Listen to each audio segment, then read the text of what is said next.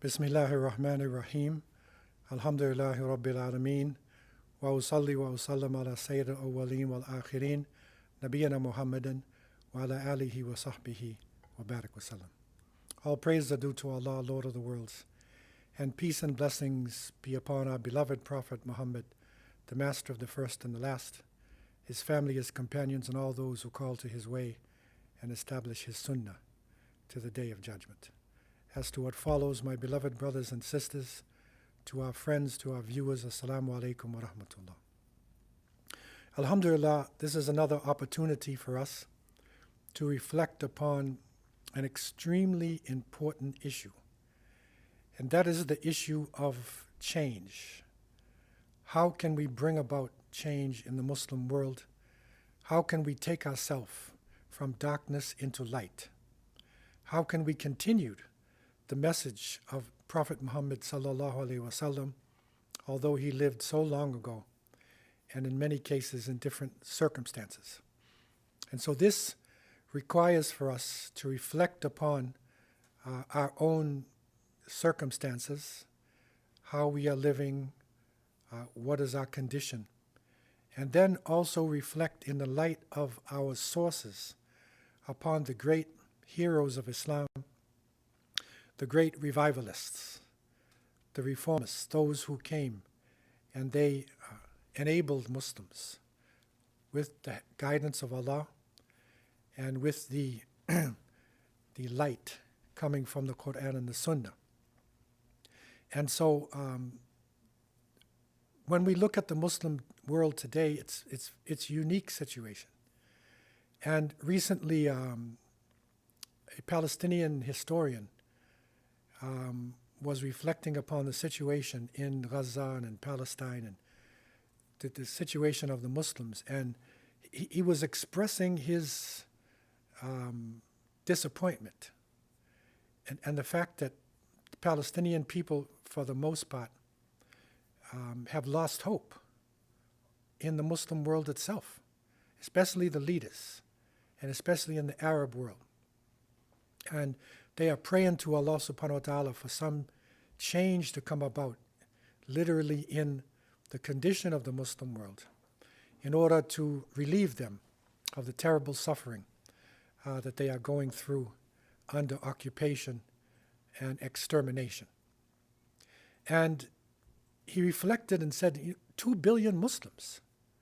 I mean, there's so many Muslims in different parts of the world. We don't have enough strength in order to establish justice. We don't have the wealth. We don't have the leadership. We don't have youth. We don't have equipment. What is wrong? And so that is the serious question, because we're over 26% of the Earth's population. We have strategic positions. We have some of the most important areas of natural resources in the world. The minerals that will be needed for the future, the lithiums and the different exotic minerals, many of them lie under Muslim lands. We have young people. We have our sources still in original form, so it could be revived. And so this is a very serious issue. And everybody in some way is crying for change. Some are crying for political change. Some want economic change. They want Islamic banking. Others want social change. They want to be able to wear the hijab. In some parts of the world, Muslims just want to eat halal food. But crying for change. And Allah Azza wa Jal told us in Surah Al-Ra'd, إِنَّ اللَّهَ لَا يُغَيِّرُ مَا بِقَوْمٍ حَتَّى يُغَيِّرُ مَا بِأَنفُسِهِمْ. Allah will not change the condition of a people until they change that which is in themselves. No change. And this is serious. So it's really the internal Muslim, and I found this out myself as an innocent Muslim traveling throughout the Muslim world, and I'm talking over 40 to 50 years ago, going to Asia, to the Arabian Peninsula and the Levant and different countries. But then I realized in many parts of the world that the Muslims were in a type of stagnation. They spent most of their time watching television programs and situation comedies. And when they got religious, they were very superstitious. And in many of the countries, there were big graves, and you found more people at the graves than you find people who are making their prayers inside of the major masjids. The concepts in their mind, their understanding of who they are as Muslims had changed. And so they become, as the Prophet ﷺ described, غُثَاء كَغُثَاء السَّيْلِ. So Allah told us clearly in Surah Ar-Ra'd, Allah will not change the condition of a people until they change that which is in themselves. So this is a type of islah. It's a type of reform or repair. And islah is also connected to revival. And we learned that this process of renewing and improving society, it is so essential, but it should be aligned with Quranic values, the values of justice, equity, spirituality. So you are reforming from the inside. It's this spiritual change. And reform is proactive. It doesn't have to wait for situations. It is proactive because it is there to prevent immorality, to prevent decay in the society. But it's reactive in the sense that it will react to the special circumstances that Muslims find themselves in. And in many cases, we find that the reform or the islah is tied in with tajdeed, and that is the renewal. And that is something which is the great blessing of Allah subhanahu wa ta'ala on this ummah, that He has said in an authentic hadith, ala ra'si, that the Prophet sallallahu alaihi wasallam said, ala ra'si kulli qarn mujaddid. In another one, He said, indeed, Allah will send for this ummah at the head of every 100 years someone who will renew for it its religion. So qarn can mean a generation, it can mean 100 years, but there would be periodic revival that would happen. And it's through that revival, through that islah, that the body of Islam is repaired and it's able to deal with the challenges that it faces in its time period. And that is the beauty of the message. It is a message which is eternal. It's not connected in its essence to any particular time, but can be benefited or of benefit to people at any time and at any place. Islah also is an essential to preserve justice, morality, and the adherence to Islamic values. And we found out that this adala, this adl, it is so important. Justice is so important. It's one of the key elements for the success of the Islamic State, for the entity of Islam. And that whatever society we have needs to be based on Islamic morality and values. And so by doing this, it reinforces the dynamic nature of Islam. And so when Islam is being practiced, it can literally motivate us to face the challenges in our circumstances. And that is part of the responsibility of the Muslim Ummah, calling to the good, forbidding evil, and believing in Allah. So in this light, we want to look at one of the great revivalists of Islam, a muslih also, you could say a mujaddid. This is Shah Waliullah Dahlawi of India. And he was a major Islamic scholar, and he rose up in what was known as Mughal India.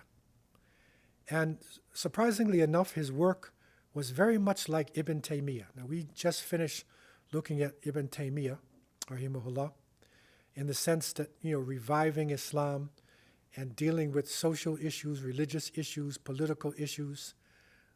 But of course, the situation was different because Ibn Taymiyyah is coming during the Mongol destruction of Baghdad and then the Mamluks rising up. So he came in that period. And Shah Waliullah came during the Mughal period. So the question is, who are the Mughals? Now, many times when you think of the Mughals, you think of Taj Mahal. That's that beautiful masjid there, or that beautiful grave it is actually, temple that is there in India, one of the wonders of the world. But the Mughal dynasty is a Muslim dynasty. It's of Turkish Mongolian origin, and the word Mughal coming from the Persian Mughul. So when you say Persian or you say in Turkish, it's a Mughul, right? So we say in English Mongol, but that's not the original pronunciation of the name. This is the Mughal. So this really, when you say the Mughals, you are talking about a Mongolian empire. Okay? So this empire, it lasted in strength from the early 16th to the mid 18th century. There are traces of it after that, but this is really the strength of it. And you can see on the map in the yellow that it dominated much of the Indian, Indo-Pakistani subcontinent. And that is something that was very significant at that time. And again, when we make the comparison, we want to compare to see how this Islah happened in different places and to hope and pray that it will happen today, because we are in need of it today. Ibn Taymiyyah was 13th, 14th century, right? The Mongols had invaded. They had destabilized society. There was corrupt and weak leadership. Okay, non-Islamic practices had come in. Religious sectarianism had come in. There were people who are identified with tasawwuf that were in excessive amounts. So you could say excessive Sufi practices at that time, and there was a weakening within Islamic scholarship. Okay, so that's Ibn Taymiyyah's time, and we looked at him last week. Shah Waliullah is 18th century. Okay, and the Mughal Empire, although it began as a very powerful empire, it is said that their first Sultan Babur, he was a descendant of Genghis Khan on one side and Tamerlane on another side. So he was a powerful ruler, and but he was a Muslim, and he established an Islamic dynasty. But the society that they ruled over was a Hindu majority society. And the Mughals, and you could say that this is really to their credit, that they never forced the Hindu people to accept Islam. Now, if they had done that and said either you accept Islam or die, you would have probably seen a major difference in India itself. But they didn't do that. They governed over it according to Islamic law as much as they could, and they allowed the Hindus to still maintain their type of governance. But the problem was, in order to maintain that, you have some leaders who actually mixed their Islam with Hinduism. So who was Shah Waliullah ad-Dahlawi, rahimahullah? He was born in 1703, and his name was Qutb-ud-Din Ahmed. Okay, and this is in Muzaffarnagar, right, Uttar Pradesh, right?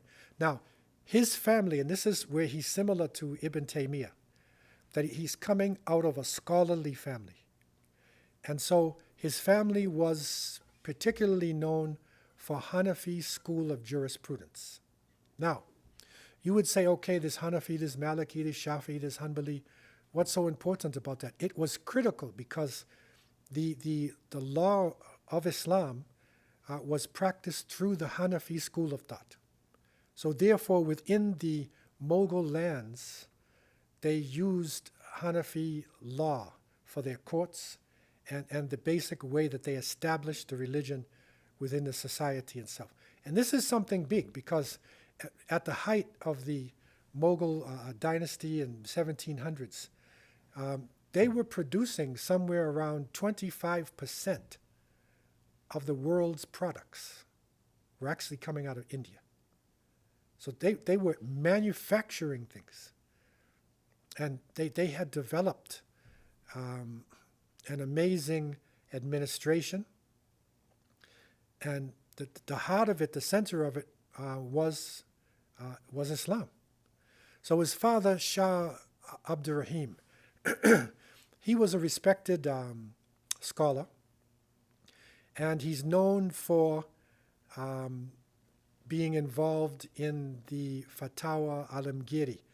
Now, this is a major Hanafi work that was put together in one of the last Mughal rulers, Aurangzeb. And Aurangzeb was one of the most famous, probably the most Islamic of all of the rulers. And he put together this voluminous work of tafsir and Islamic knowledge. So Shah Abdurrahim was one of the people who was involved in that. So Shah Waliullah, being raised in this type of household, he memorized the Quran by 7 years old. He learned Arabic language. He got into his tafsir, his hadith, his basic areas of Islamic understanding. But one of the key points that his father was instilling in him, it was independent thinking. And this is something different now. So because they're Hanafi does not mean everything that they do is Hanafi. His father was instilling in him the concept of ijtihad. And that is a religious ruling being done to meet specific circumstances. Right? But you have to be flexible to do ijtihad. You have to understand your people and your circumstances, and you have to understand your sources as well. So Shah Waliullah, after his father's death in 1719, he actually took over the Madrasa Rahimiyya, named after his father. He was 17 years old. So this is a child prodigy. This is a young man who had reached the height of knowledge to the point where he could actually run the madrasa. And in order to consolidate his knowledge and to take it to the highest possible level, he traveled into the Arab world. So he went to the Hijaz, to Mecca, and to Medina, and he spent time, 2 years, deep study under Islamic scholars. There is Sheikh Abu Tahir al-Kurdi, who taught him hadith sciences, and there was Sheikh Wafadullah al-Makki, right, who was into Hanafi fiqh, Sheikh Muhammad ibn Ibrahim al-Qurani, right, so he was into comparative fiqh. So this is not many people who can actually get into comparative fiqh because you need to know the other schools as well. So al-Qurani had this ability. There was also Sheikh Muhammad Hayat al-Sindi. And we'll see later, Hayat al-Sindi influenced other great scholars as well.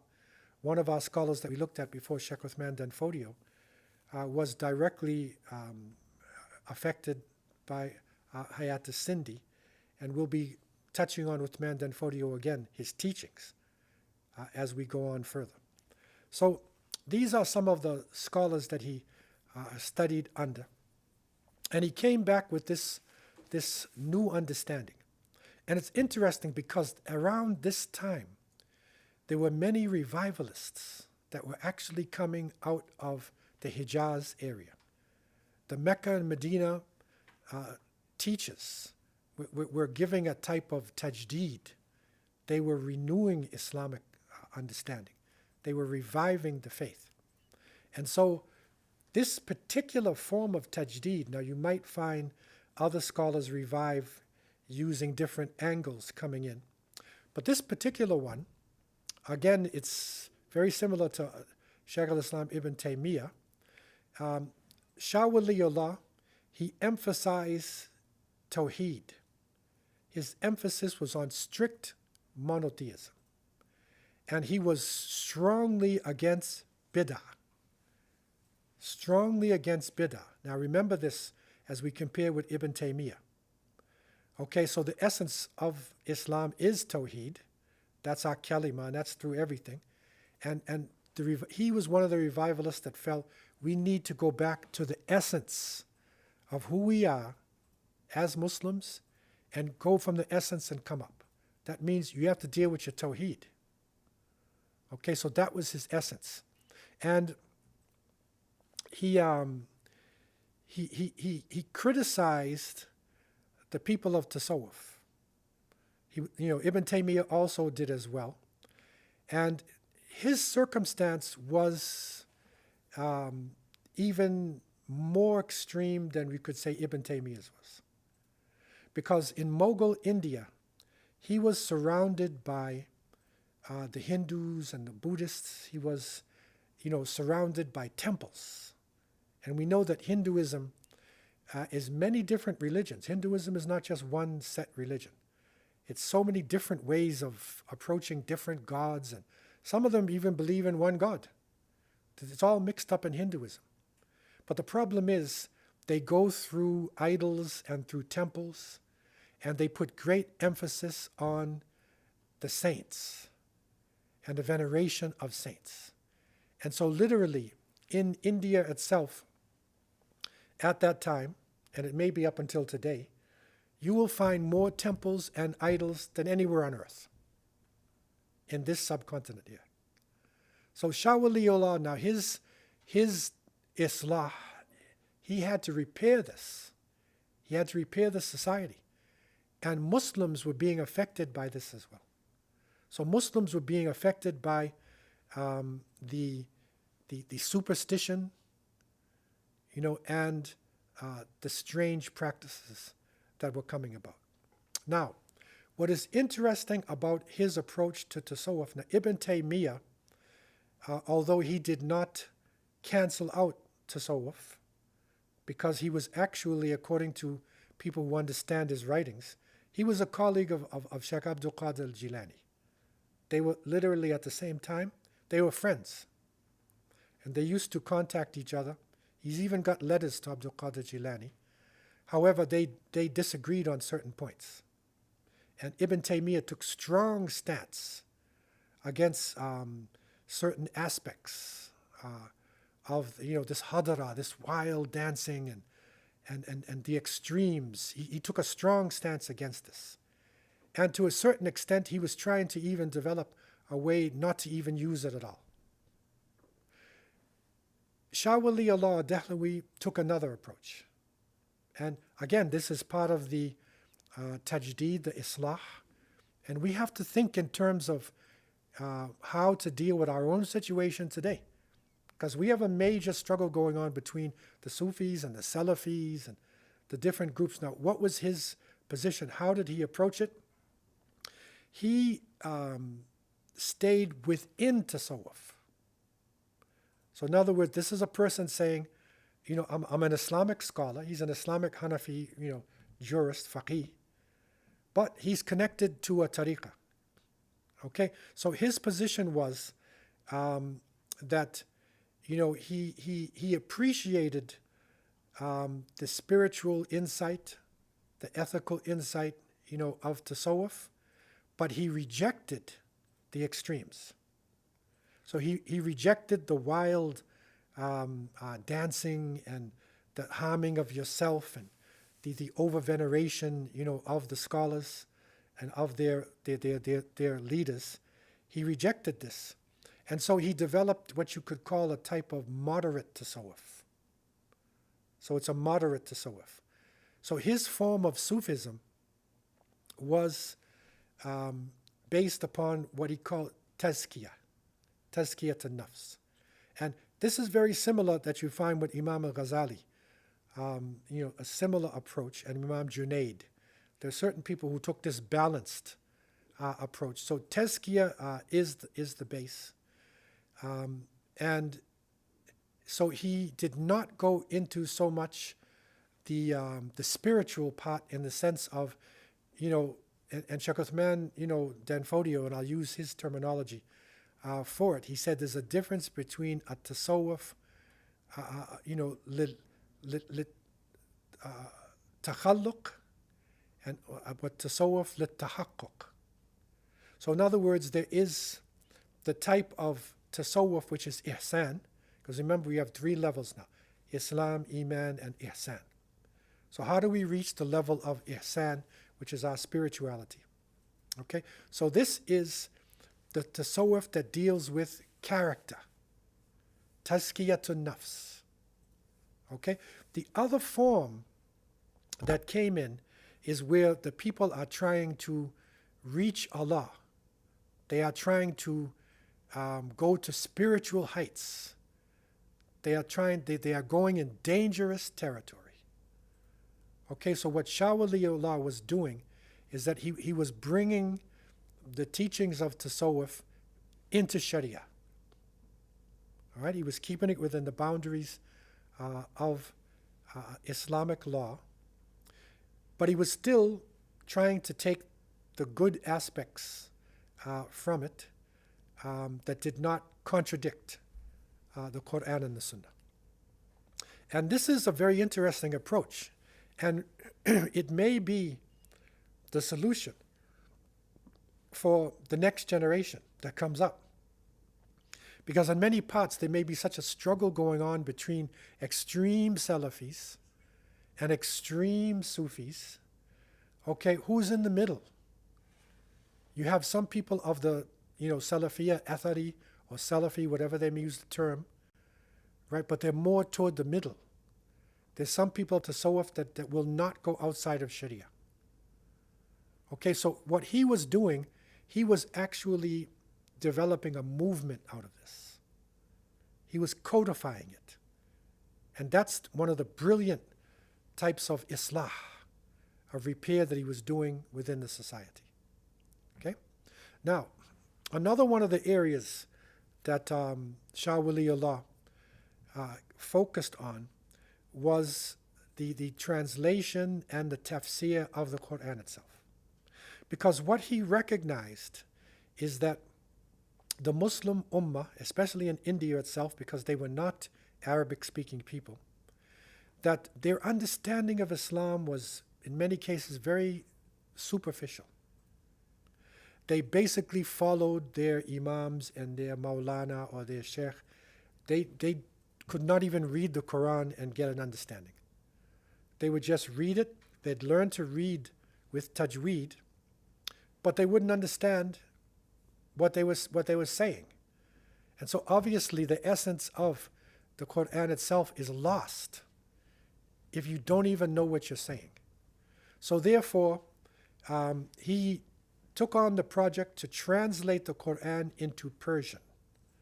Now this is a major work, because generally speaking, the Quran was only accessible through the Arabic language. And it's only people who studied Arabic, and then they could interpret and translate for the people themselves. Now he wants to translate it so you can have the text. You can have the Arabic, and then you could have the Farsi, the Persian. Now, there is a precedent for this, and that comes from back in the time of the Sahaba. Salman al-Farisi, radiallahu anh, one of the great companions. He was a Persian man, and he learned Arabic, became a great Sahabi Jalil, and he began to translate the Quran into Persian itself. So he was the first to really do this. But to put the whole text, to really organize it, this is one of the great achievements of Shah Waliullah, rahimahullah, and later on his sons put it into Urdu, the Urdu language, the camp language that was developed during the Mughal time. And Urdu is a combination of Hindi and Persian and Turkish, and it was used in the camps for the Mughal warriors, and it became this, which is now a major language in Indo-Pakistani subcontinent. So these were some of his great achievements in terms of his scholarship and his spirituality. Now, what distinguishes him as well, and this is your Islah, because remember, we're talking about Islah and resistance. So we're not just talking about scholars who just resisted intellectually, but we're talking about scholars who were literally involved in a resistance.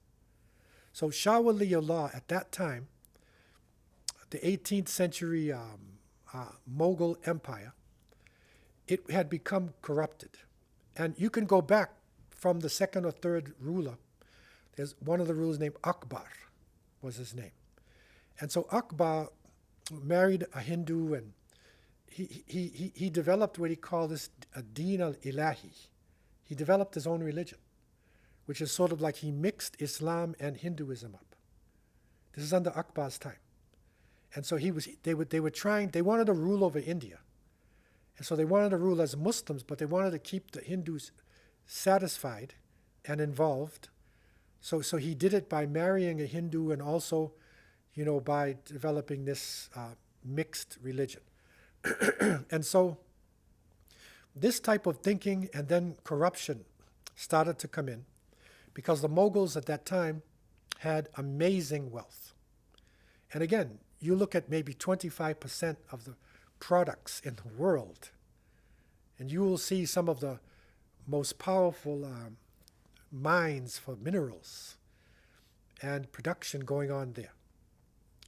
And so it was a very difficult time for the Muslims, for the Mughal Empire. One of the powerful Hindu sections, the Marathas. So the Marathas were a militant, organized Hindu group. They were rising in power, and they were threatening the Mughals as well. And then the British had landed, especially on the eastern side, and they formed what is known as the British East India Company. Now, this East India Company, it was innocent at first, because they just wanted to do business. But actually, this is how the British got their foothold. And through their economic connection, and then connivance, and playing one group against another, they were able to seize power in India itself.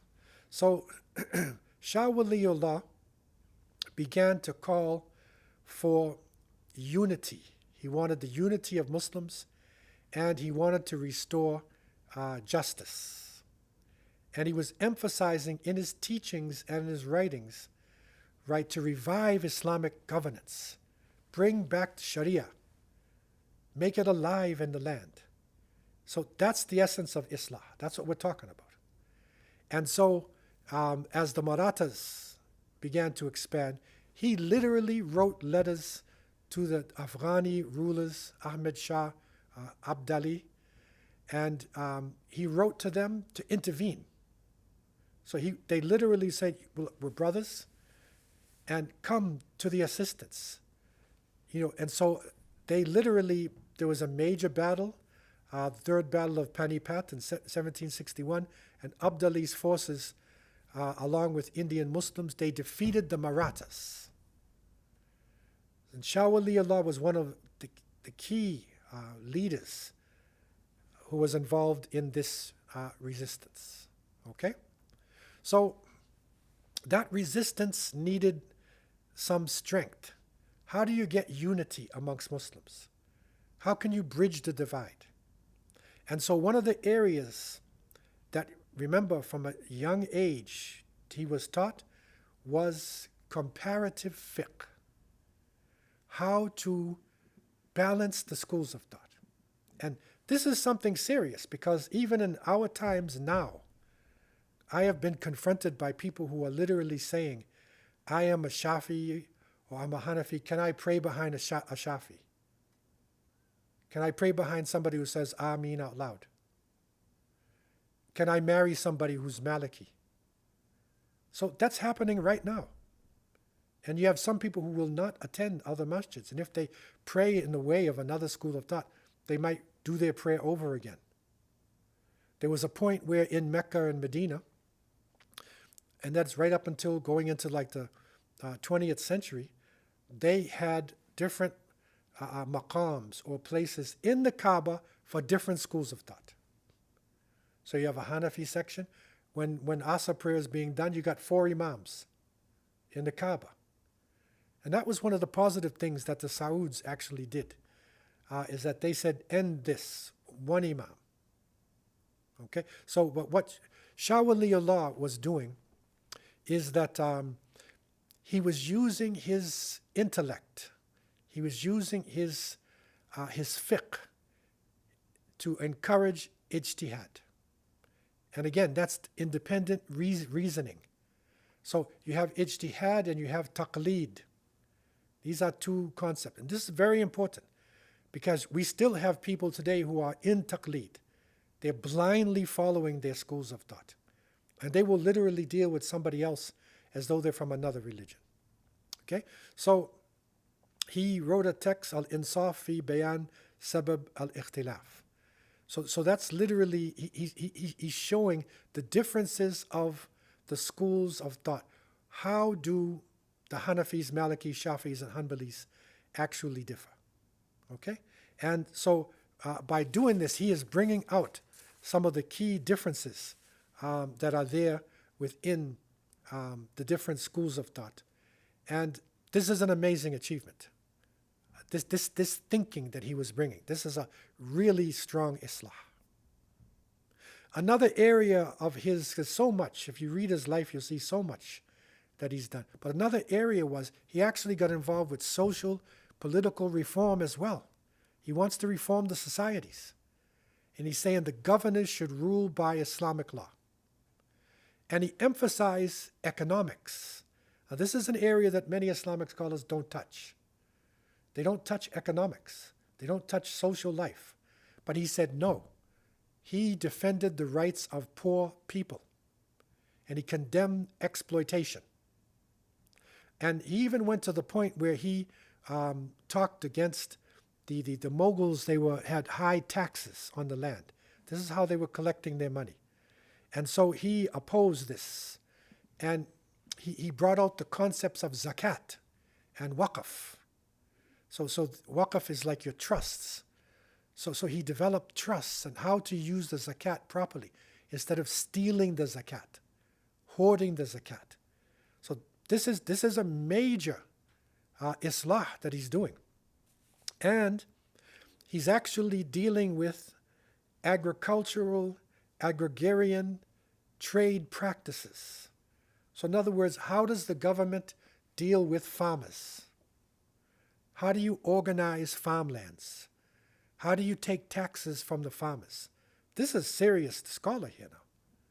How are you able to do this? How do you have ethical commerce? So how do you do business in an ethical way? And this for me is an amazing point. He was, especially for the Muslims, he was promoting self-reliance. He was promoting self-sufficiency, that people need to learn how to be independent.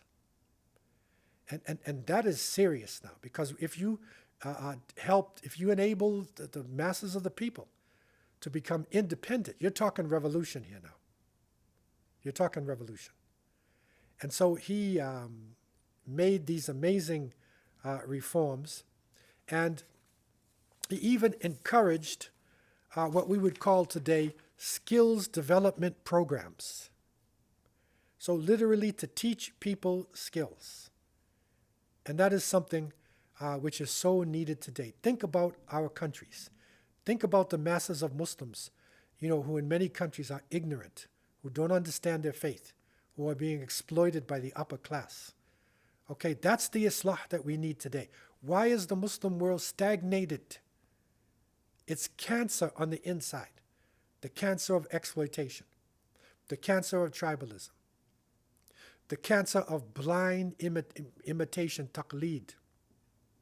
The cancer of fanaticism. One school of thought against another school of thought. One Islamic movement against another one. Now, because of this, he was opposed by conservative scholars. Okay, so they criticized him, just like today. If you're talking about yes, we all have a school of thought. He was a Hanafi. But we will take from the Shafi'i. We will take from the Maliki. There's certain circumstances we will take from the Hanbalis. If they have Quran and Sunnah, we will take from them. We'll have a basis in our school of thought, but we'll actually be flexible enough that we can take from other schools of thought.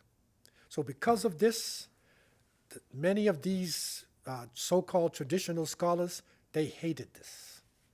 Okay, and they opposed him, and he was put under a lot of pressure within the society itself. Okay? So Shah Waliullah, from some of his major works, Hujjatullah al-Baligha, and he wrote in Arabic too, right? So this is a conclusive argument from God. This is his major work in Islamic laws to create a just and moral society.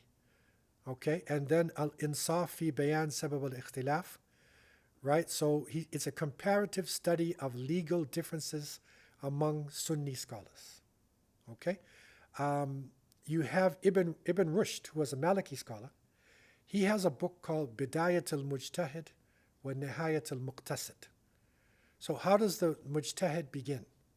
And when I was in Medina, alhamdulillah, many years ago, we had all the schools of thought.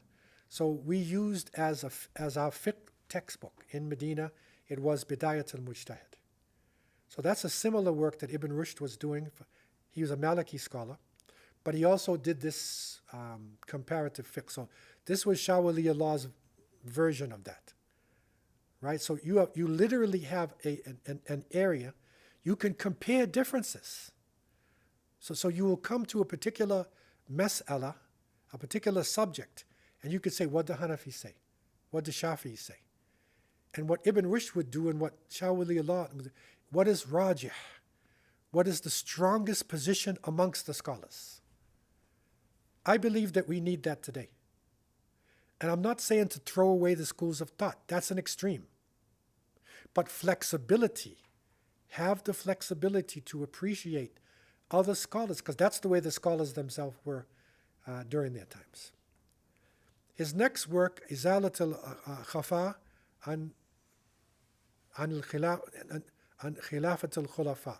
Izalat al-Khafa an Khilafat al-Khulafa. So that is a historical defense of the Islamic governance. So he did this to counteract the Shia, because the Shias were coming in and criticizing the Ahl Sunnah. And he and his son, his family, Shah Abdul Aziz, wrote strong works to defend the Sunnah against the extremes of the Shia as well. And so he defended the great governance of Islam. So now, in conclusion, I just want to show you the comparison of these two great scholars. Because again, you're seeing this tajdeed. You're seeing Islah. Ibn Taymiyyah, 13th, 14th century. Right? Shah Waliullah, 18th century. Okay? He's in Mughal India. Right? Ibn Taymiyyah, Mongol invasions and Mamluk rule. Ibn Taymiyyah, it's the Mughals too, but they're declining. Okay? What is the reform at Ibn Taymiyyah's time? Basis, Tawheed. He rejected bid'ah, innovations, and ijtihad. What was it in Shah Waliullah? Fiqh, unity, political revival. Okay? What is the political role? He opposed the Mongols, Ibn Taymiyyah. He fought against the Mongols. And he advised the Mamluks. What did Shah Waliullah do? He urged the Afghan to intervene into India, to come in and clean this place up. Let us bring back Islamic law. That's resistance. What is his religious contribution? Ibn Taymiyyah emphasized hadith-based theology. He rejected excessive Sufism, right? Shah Waliullah balanced Hanafi jurisprudence with ijtihad. He promoted Quran translation. He also brought in a moderate form of tasawwuf itself. And so these are some of the great works of these the scholars. Shah Waliullah is one of our scholars of Islah, reviving Islamic thought, promoting political justice, right, and resisting religious decay. Think about the Muslim world today. Why is the Muslim world over almost 2 billion people and it can't move? It's not numbers. It's not potential. But there's something wrong with our concept of what a Muslim is. There's something wrong. There's a decay that is going on. See, so it needs a jump start. It's like when your battery is down. This is what this tajdeed is. And it purifies Islamic beliefs as he did. And he emphasized the role of just governance in Muslim society. So this is an amazing tradition that he brought. And he stands, in line with the great revivalists, reformists, and I would even say mujaddids, those who actually revived the Islamic faith.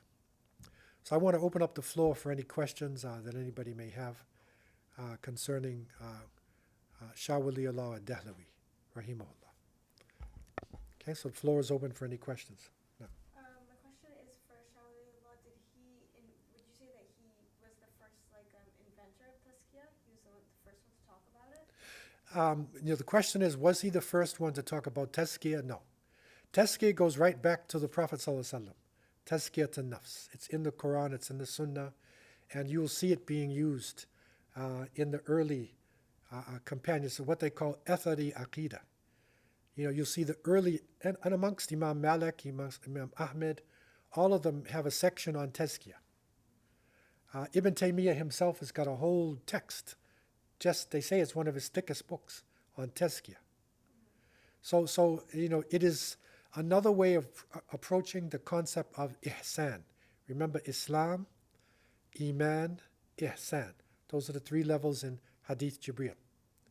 So another way is approaching or defining ihsan is tazkiyah. Right? So people later use this tasawwuf or Sufism, they use that as defining, but these are not original terminologies. Okay, so he's following along in a tradition that goes right back to the time of the Prophet, peace and blessings be upon him. And tazkiyah is considered to be from his opinion, the balance from tasawwuf?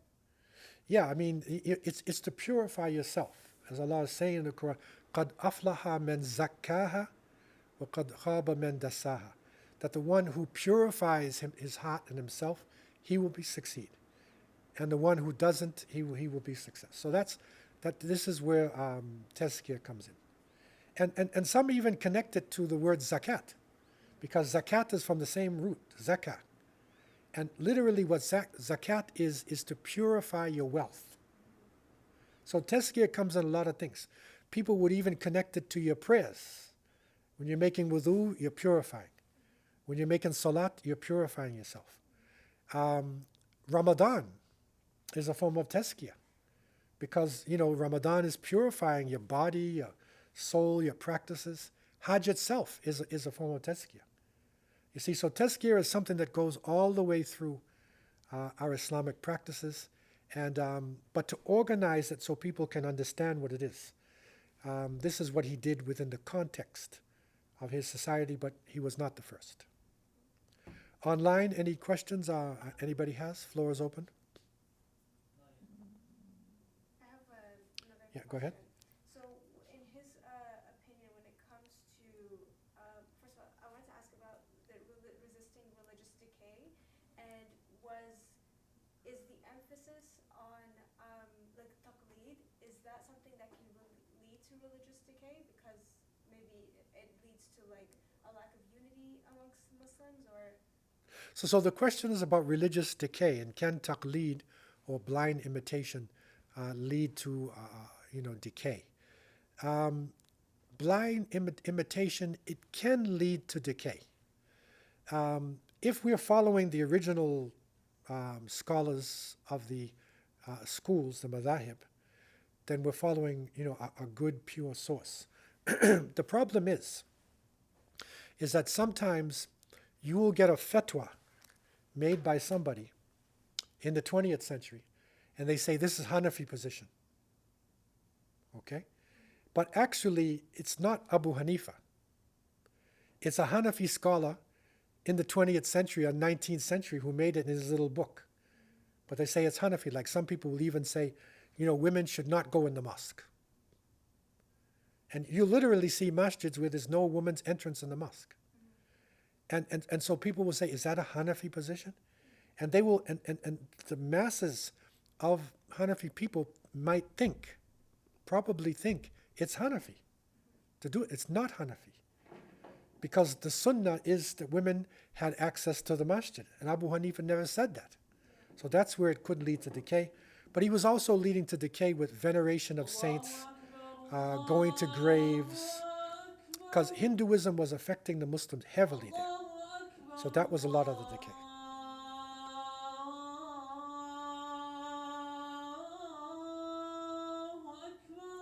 So we're going to close online now with our salat. So have a safe journey home. وآخر دعوانا الحمد لله رب العالمين والسلام عليكم ورحمة الله. أشهد أن لا إله إلا الله